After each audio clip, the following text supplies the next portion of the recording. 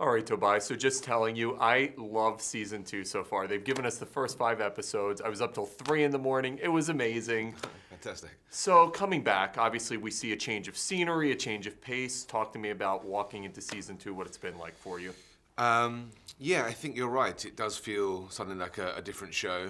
Obviously, the first half of it, the story moves to the court of Louis XV, France, which is, such a different kind of look and feel and atmosphere than anything we've had in the show to date. Obviously, we start off at the very beginning of the season, something a slightly surprising sort of beginning, which is Claire returning to Frank in the 1940s and seeing them kind of try to repair their marriage and deal with everything that's been going on for Claire. I hope there's a lot to look forward to for the viewers, and some great actors coming into this season, some brilliant French actors. So there's a lot to recommend it. One of the things is, you look at this show before it even aired, and now you see where it is now. Golden Globe nominations, People's Choice Awards. I mean, it's insane. What has it been like for you going through this journey to see the show go from not just starting, not airing, to mega hit? Yeah.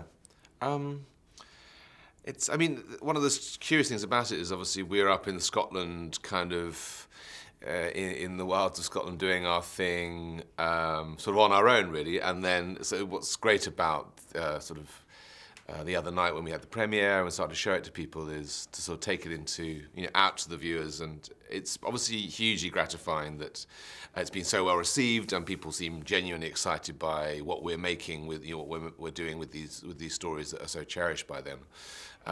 It's been an absolute joy and great to work with. A lot of this success, I think, is down to the team who are making it. Ron and Terry and Gary Steele, and there's some very talented people in some really key positions. You're a super nice guy, but Blackjack Randall is the worst. He's possibly the worst villain on television right now. How do you get from Tobias to Blackjack Randall?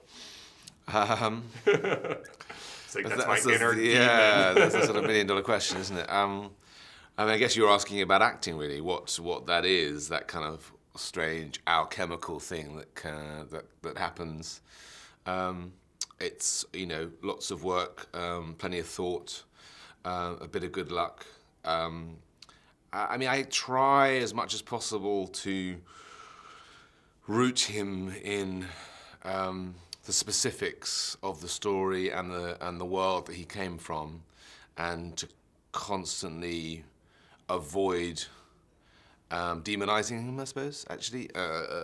Avoid cliche, avoid just making him a monster. So the more facets we see of him, arguably the better the villain.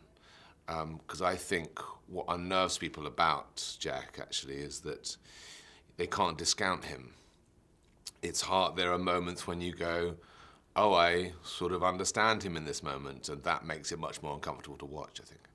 The dynamic between Blackjack and Jamie, there's nothing like it on television, and obviously the scenes at the end of season 1, groundbreaking, I think.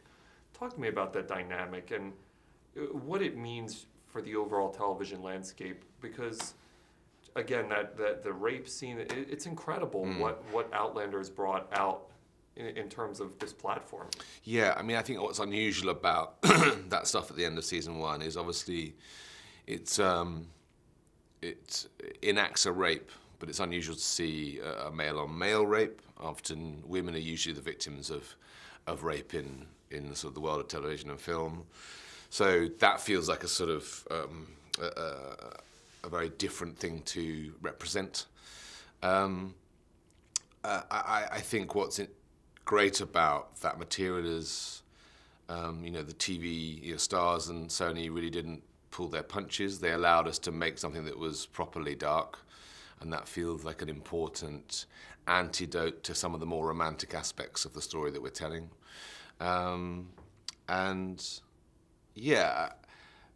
What I like about it is that we managed, I think, to make it emotional and psychological rather than just violent.